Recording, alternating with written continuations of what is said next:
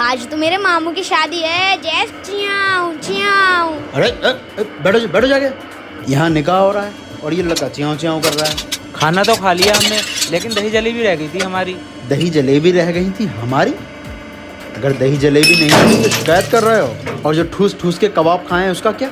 और बिना चबाए बिरयानी निगल ले रहे थे उसका क्या? वो भी भूल गए? बारात का खाना दिखा नहीं कि बस ठूसम ठास ठूसम ठास ठूसम ठास। हर काउंटर पे जाके बाराती में मुंह मारे हैं। दही जलेबी रह गई थी हमारी।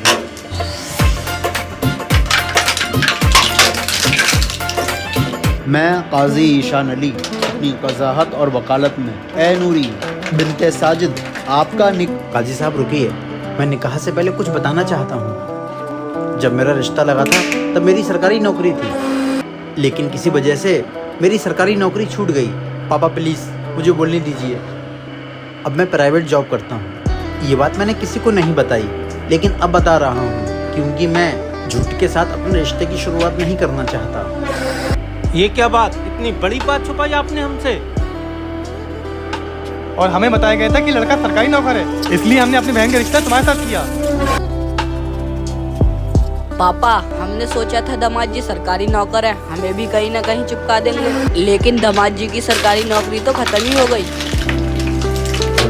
मना किया था ना मैंने, सच मत बताना। देख लिया ना अंजाम। ये रिश्ता हम यहीं खत्म करते हैं, हमें धोखा बर्दाश्त नहीं है।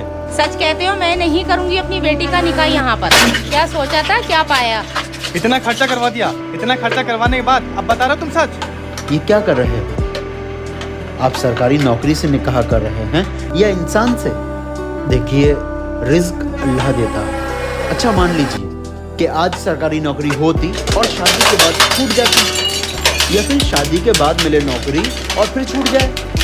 सरकारी नौकरी अहम नहीं है, निकाह पैसे से नहीं, निकाह नियत से चलता है। यहाँ दो चीज़ साफ नजर आती है, एक झूठ और दूसरा हिम्मत।